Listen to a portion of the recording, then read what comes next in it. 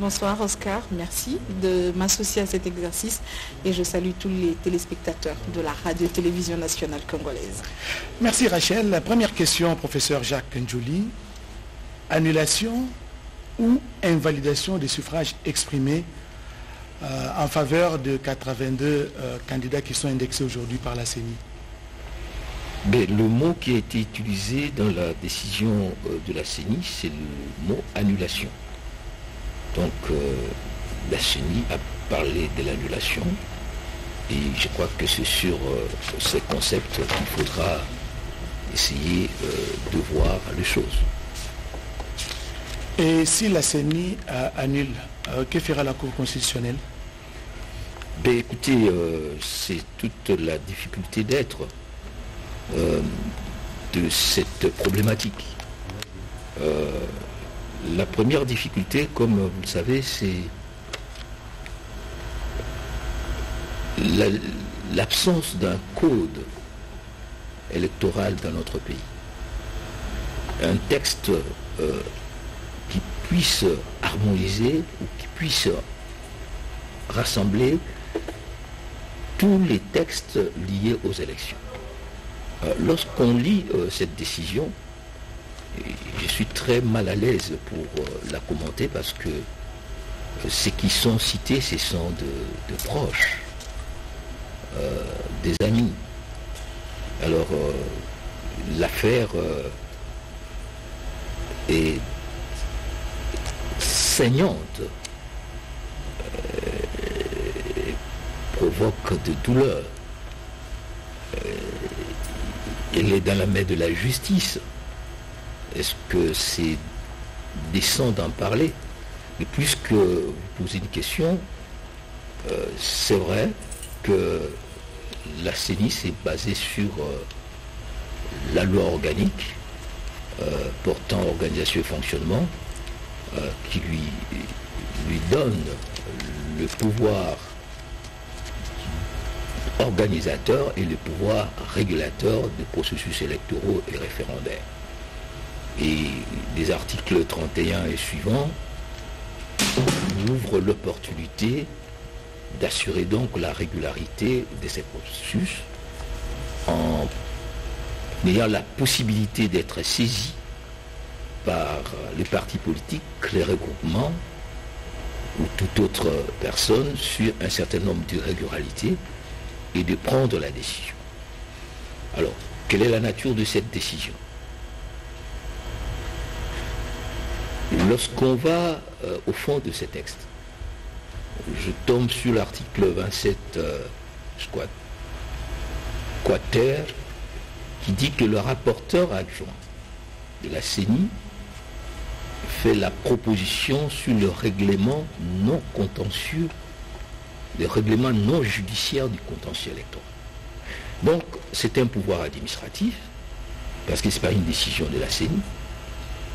Maintenant, comment s'organise, s'articule ces processus, cette prise des décisions administratives qui a un impact important sur le droit fondamental, mais la CENI s'est assumée, c'est-à-dire elle était en face d'une situation de gravité qui pouvait toucher à l'intégrité, à la crédibilité du processus électoral. Il y a certaines images qui sont choquantes, flagrantes, et la CENI a pris cette décision, mais cette décision touche aussi des droits fondamentaux de particuliers. C'est une question justement des droits fondamentaux de particuliers. Ce sont des gens qui ont quand même des familles juste d'une présomption de l'honorabilité, de crédibilité. Il y a des professeurs d'université. Tout ce qu'on peut souhaiter, c'est que ces personnes aient le droit de faire des recours administratifs auprès de la CENI et même la possibilité de saisir la... Nous allons en parler, professeur Jacques Ndjouli. On va en parler dans cette émission. Gérer les deux impératifs.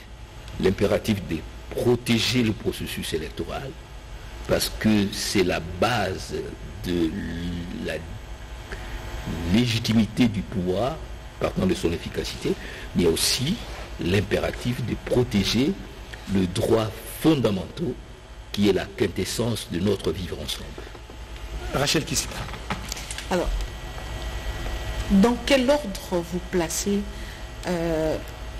l'acte ou la décision de la Commission électorale nationale indépendante d'annuler les élections dans ces circonscriptions électorales, les élections de 82 S, dans l'ordre de la crédibilisation du processus électoral? Mais en écoutant le président de la CENI, il est dans la dynamique de la protection de l'intégrité, de la crédibilité du processus électoral. Il est dit ouvertement qu'il ne peut pas accepter ces actes de dérive, ces actes de violation des droits pénal, parce qu'il faut savoir que le droit électoral fonctionne en osmose avec le droit pénal, et ça produit ce qu'on appelle le droit pénal électoral, qui est une matière assez fluide et friable, qu'il faut utiliser avec de main tremblante. Donc, c'est ça l'objectif de la CENI, et c'est de bon droit. Vouloir, parce que c'est sa mission constitutionnelle, dans le fondement juridique de sa décision, la CENI évoque l'article 211 qui lui donne l'autorité nécessaire pour conduire le processus électoral et référendaire. Et il se réfère à la loi électorale dans ces articles 2 et l'article et la loi organique au niveau des articles 30 et suivants. Donc voilà la colonne qui assoit la décision de la CENI. Mais il y a une autre colonne parce que le droit, ce n'est pas un texte, le droit c'est un système. Il y a aussi le droit de la défense, la présomption d'innocence, et tout ça, je crois que tout est mis en branle. On voit d'autre part nos collègues, amis, saisir la CENI, les conseils d'État, voire la Cour constitutionnelle. Il y a d'autre part la dynamique pénale qui se met en branle avec la Cour de cassation. Donc on n'est pas dans une guerre de droit, mais dans une harmonie de recherche du droit. Ça veut dire qu'en référence au texte, la CENI n'est pas en déphasage, ou la CENI n'a pas empiété ou n'a pas usé des prérogatives qui ne sont pas les siennes. La CENI a donné le fondement de son action. Je voudrais revenir, faire une rétrospective. Vous vous rappelez, en 2011, nous étions vice-président de la CENI. Nous avons eu à prendre des mesures pour, par exemple, annuler les élections d'Alema-Sissi, parce que nous avons estimé que les conditions dans lesquelles les citoyens ont été appelés à se prononcer n'étaient pas conformes au principe de la sincérité, de la crédibilité. Et à l'époque, vous avez fait les recomptages de voix, en 2011. Dans certaines circonstances. Nous avons annulé Ikela, nous avons annulé, je crois, Lomela aussi. Moi-même, je me suis rendu à Lomela.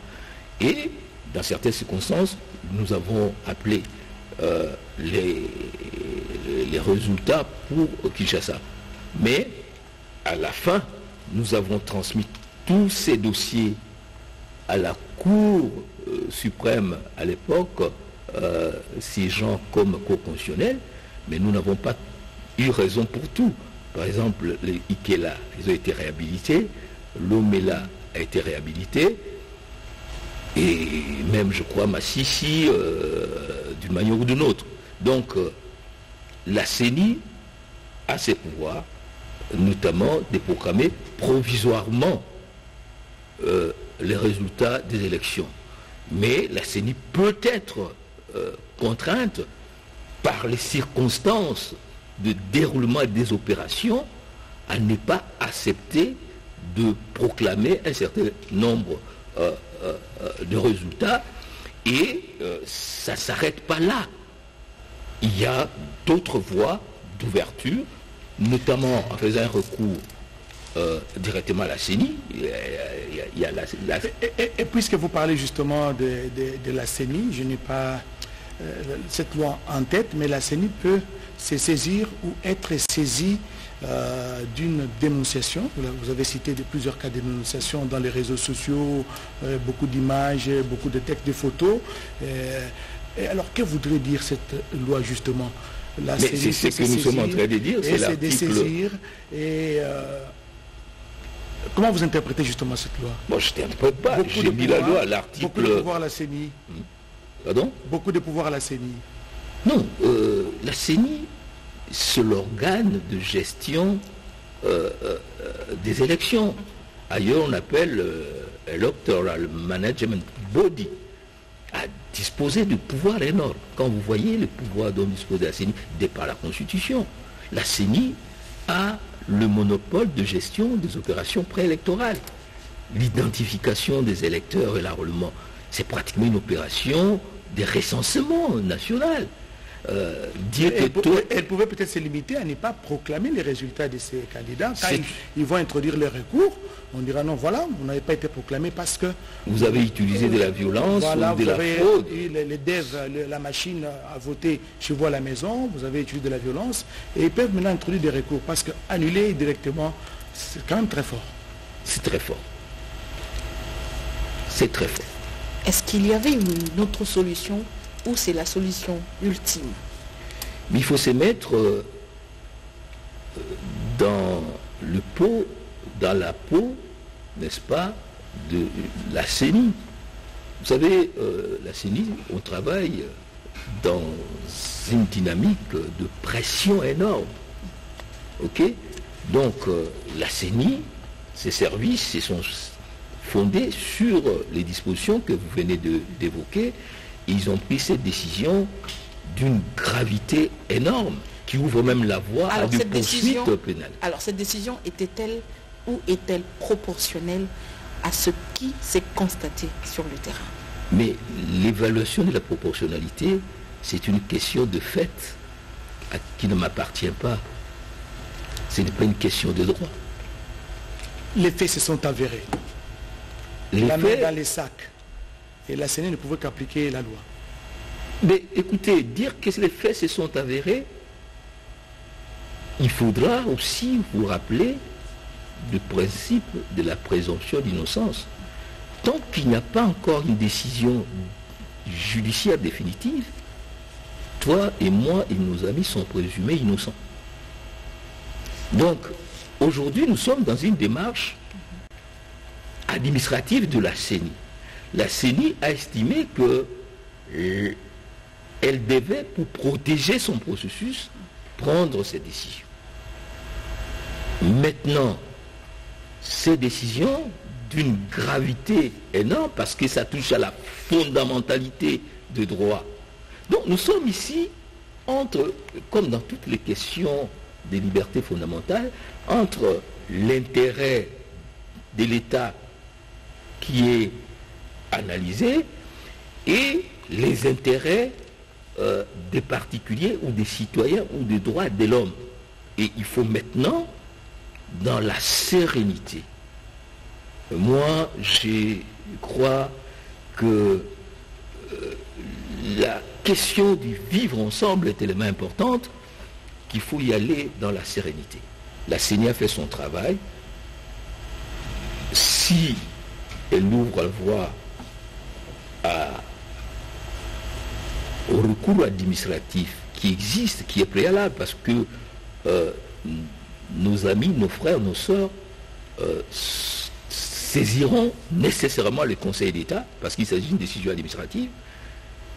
Cette décision administrative, le droit administratif dit 3 mois. Maintenant qu'ils ont déjà commencé à saisir le Conseil d'État en référé liberté, vous allez nous expliquer un peu ces termes. Vous êtes professeur de droit. C'est que, vous savez, le Conseil d'État est né dans le contexte français pour protéger les citoyens contre la toute-puissance de l'État.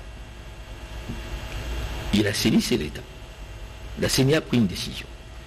Maintenant, cette décision ouvre la voie à l'action administrative. Mais l'action administrative passe par un recours administratif préalable devant la CENI. Ces recours peuvent prendre 3 mois. Or, dans l'entretemps, la CENI peut publier les résultats. Continue son processus. Alors, dans l'intelligence juridique, on a conçu plusieurs types de référés. C'est-à-dire que lorsque vous saisissez la cour en principal, il faut, entre-temps, donner la possibilité de faire ce qu'on appelle référé liberté ou de référé suspension. Ce sont des mécanismes qui exigent que dans le 48 heures, ou dans les 72 heures, l'autorité administrative subisse un impératif de la juridiction pour dire ok,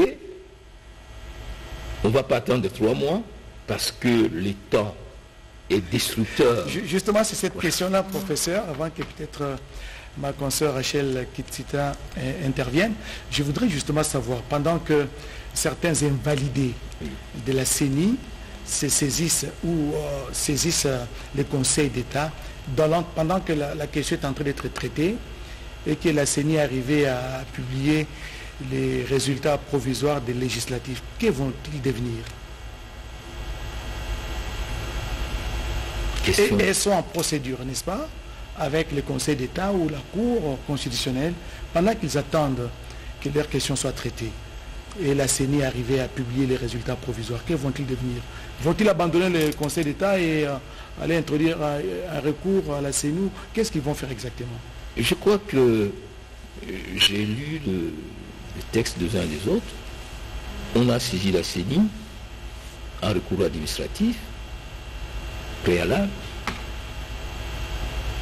On a saisi probablement aussi les conseils d'État ou la Cour constitutionnelle, suivant la stratégie de défense de chacun. Je voudrais une fois dire que c'est un dossier qui concerne des hommes et des hommes que nous connaissons. Il faut vraiment faire très attention lorsqu'on parle de cela. Ce qui fait que ces droits fondamentaux qui sont mis en bousculade vont continuer. Parce que il s'agit de l'honorabilité, de la dignité. Et la CENI, je crois, elle en est tellement consciente que la CENI a envoyé à la Cour de cassation l'ensemble des dossiers. J'aurais appris qu'il y aurait même des mesures conservatoires pour éviter telle ou telle autre chose. Dans le lot des gens, et justement, puisque vous parlez des mesures conservatoires, ils sont privés des mouvements jusque-là par la Cour de cassation qui vient de prendre des mesures conservatoires. Ils ne peuvent pas quitter le territoire national jusqu'à ce que la... Donc en fait, aujourd'hui, l'administratif, électoral, les consulés, un contentieux. Tout ce que nous pouvons que rentre chef de l'État, être élu excellence, nous instaurons, parce que l'État de l'État, où tous nous sommes du fond. Professeur Jacques, on va dire, prenons sur l'ensemble de l'Arctique du Congo qu'il y a eu décrit des cas orchestrés par certains conscriptions électorales. Est-ce tout à fait? Il y a un être conscient, c'est nous. La silence, le processus électoral nous dit qui est majeur. D'abord, d'absence politique, d'action, là, dès le départ, un défi sécuritaire. Il y a des zones non, il y a des zones, les élections étaient confrontées du temps déstructurant de l'électoral. La mise en place, non pas par notre faute, notre classe, 4 mois de fallait enrouler, respecter l'institutionnel qui était unique. Donc là, la CENI court. Et il ne faut pas exclure. Dans l'idéologie, est-ce que ce qui arrive... La gouvernance et la sociétale. Est-ce qui est prêt? CENI décale. Différence avec Kadima, on ne peut pas le beurre. Donc c'est un risque, mais maintenant, il y a un autre risque, le risque sociétal, comme de passion de gros pouvoir est le lieu d'entraîner. Candidat président de la Renée, c'est vrai qu'on prend l'aise, mais si on prend un pays comme... Donc à un certain moment, de bouillabaisse, quelle est l'offre politique? Deuxièmement, 5000 candidats. Candidat député à la national. Des sièges, par exemple, ou autres, vous avez moins 1000, si pas plus. La pression est de 100 personnes. Alors, vous êtes compétition, pauvreté, seul le rayon reste le 21. Qu'il fallait à tout prix, de tout, pour être... Pour soit y arriver, condition. Et c'est donc, vous avouez, il y a eu autant certaines circonscriptions par des hommes politiques. Alors, et l'honorabilité dans tout ça, protégée. Je comprends que vous avez ceux qui sont invalidés et puis vous êtes un grand... Il y a également dans les professeurs... Madame Rachel, l'honorabilité face à des personnes. Je vous en prie. Je vous laisse me protéger. Je n'ai Donc ça donne de l'honorabilité. Oui, il y a des droits de l'élection, des violences, où il n'y a pas de triche. Question. Oui. Vous avez été... Est-ce qu'il est possible pour avoir des PV ensemble, comme on a vu, ou des candidats avec des profils comme des rouleaux pratiquement. Des rouleaux. Moi, je pense c'est mieux d'organiser les élections manuelles. C'est peut-être le lieu aussi de l'évolution, mutation. À la fois dans un processus, c'est 4 euros, mais c'est un processus. Vous savez, nous avons repris au modèle électrique à partir de 2000. C'était un cycle d'appât, parce que c'était international. Nous avons essayé de le processus. Et Rachel, on a parlé tic du monde. Organisé dans 8 mois pratiquement. Et en 18, nous avons eu l'électoral qui nous a, n'est-ce pas? Maintenant, pour moi, c'est les cycles. Il y a eu d'abord municipal. Ça, où est-ce qu'il faut mettre Ça a été aussi. Voilà, pour la première, on a respecté jusqu'à la veille. On n'allait pas avoir des élections et pour respecter nos élections.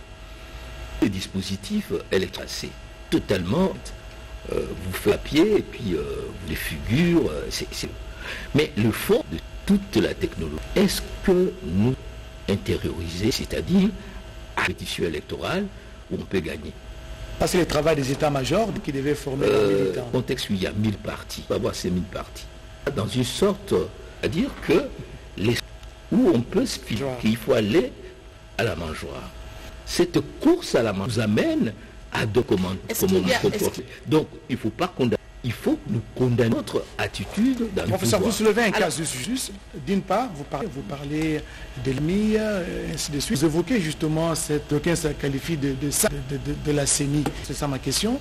Qu'est-ce que vous évoquez quand la députée 1000 candidats et à la présidence candidats et 100 et 1 000 l'ensemble du territoire.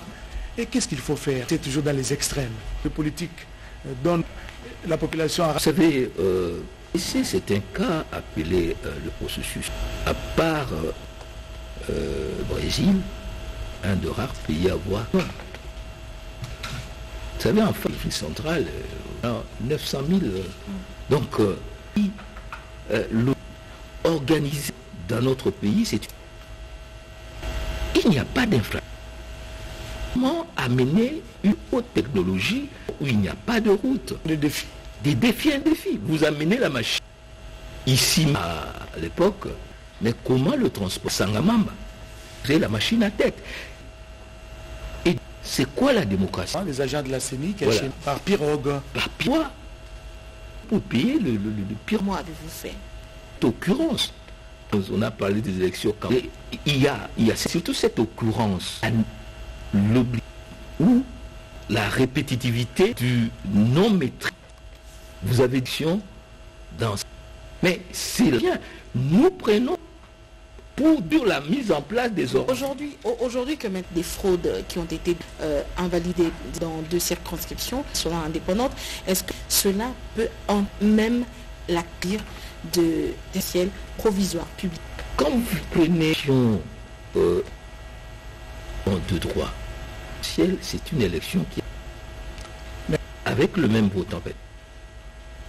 Dans ce qu'on a, il y a aujourd'hui des élections puis ça, c'est donc présidentielle, les contraintes, il y a eu les recours, il y a eu 2 recours qui ont été C'est Théodore Ngoï qui ont posé leurs problèmes. Voilà. Et organisé une nouvelle commission électorale nationale. Voilà. La Cour va répondre, dire à ce qui concerne cette lieu électoral, ce n'est pas de la légalité pour savoir à respecter la loi. C'est un de conformité. On se pose la question. Il y a une irrégularité. L'article 75 de la loi. Vous lisez les rapports plus critiques d'observation. Oui, c'est la Senco. Dit les irrégularités. C'est tellement tacitement, ils ont reconnu le candidat numéro 20. Ça a été dit. Vous, dans une circonscription où j'ai de la campagne.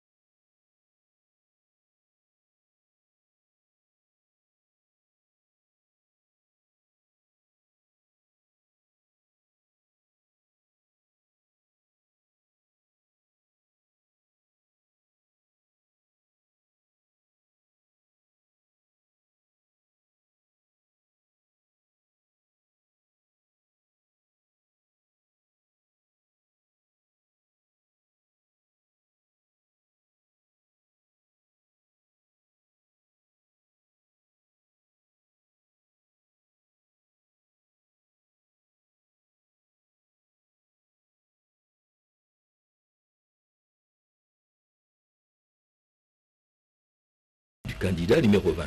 Je fais 87.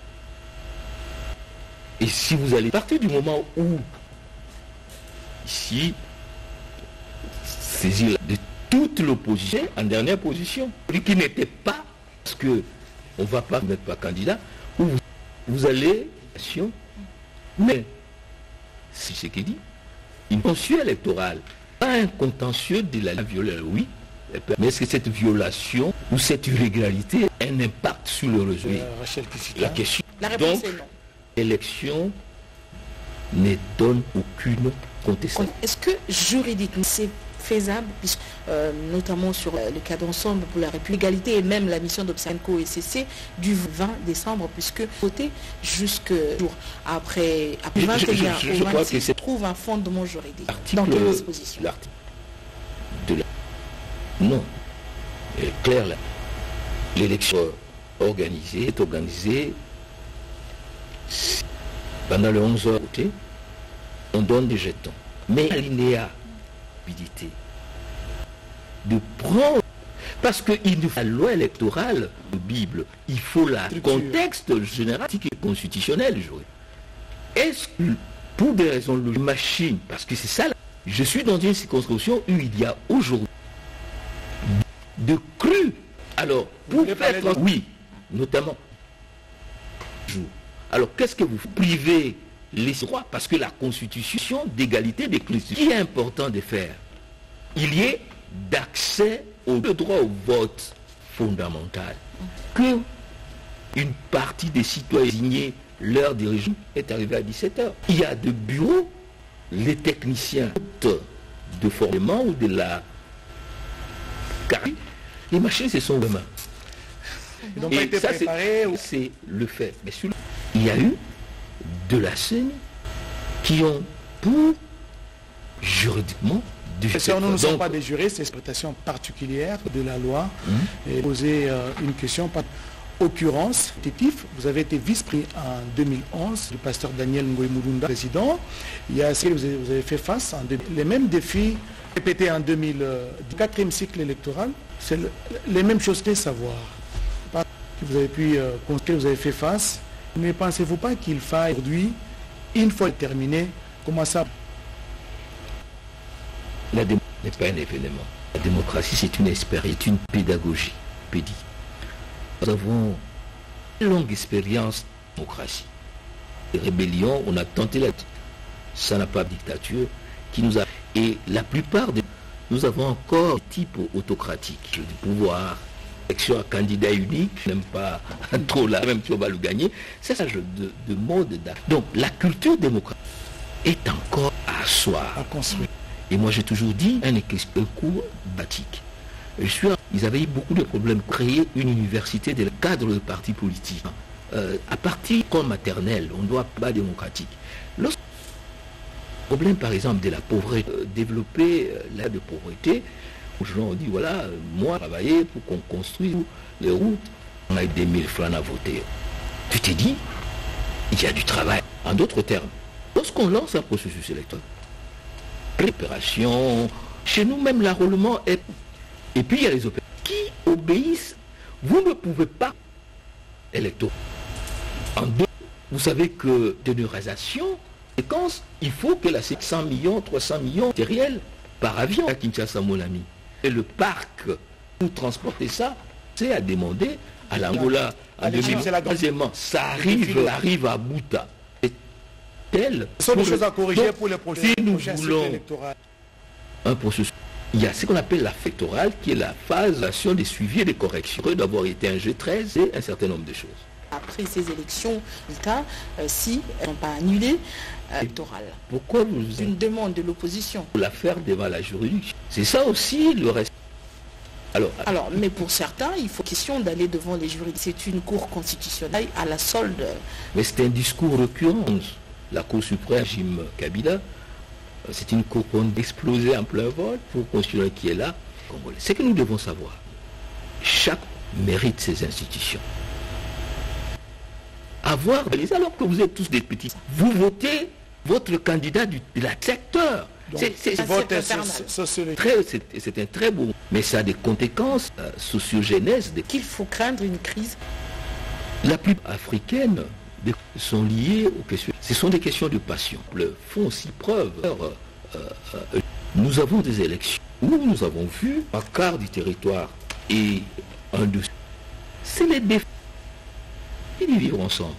Ni d'une classe politique. Croire que destin qui est notre lié à notre demain.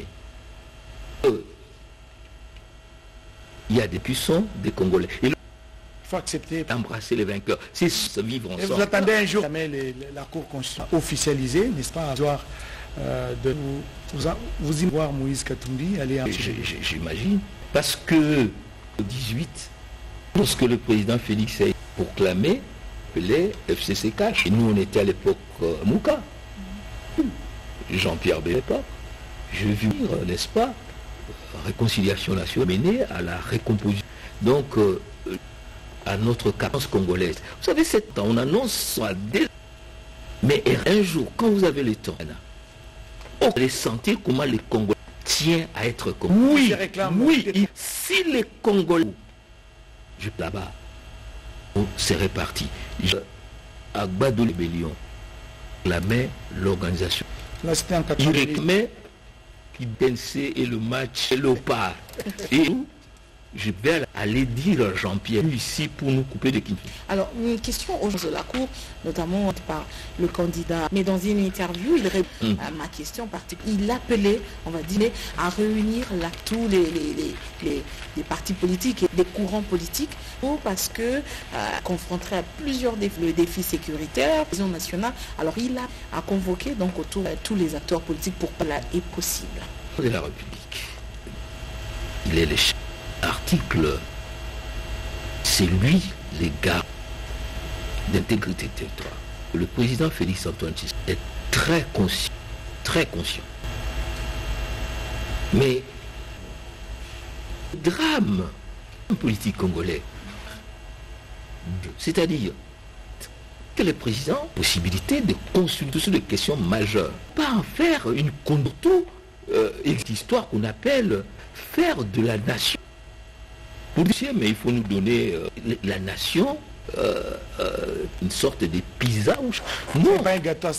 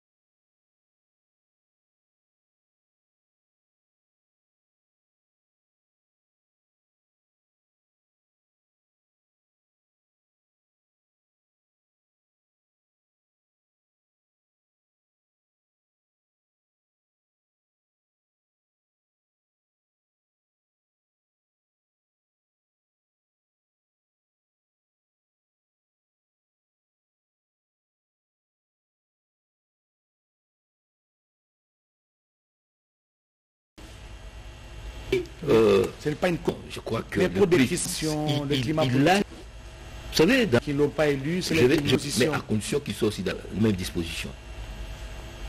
Que le président puisse faire son discours politique, il doit codifier des félicitaires. Du candidat malheureux.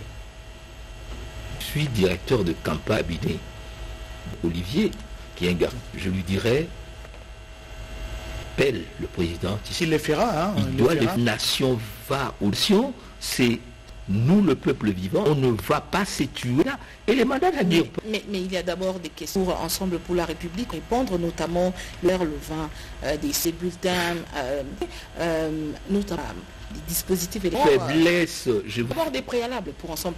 Les faiblesses organisationnelles sont faiblesses de notre. Il faut pas peuvent compromettre les résultats. Peut-être pas pour la présidentielle. Je crois que la CENI est très délicat.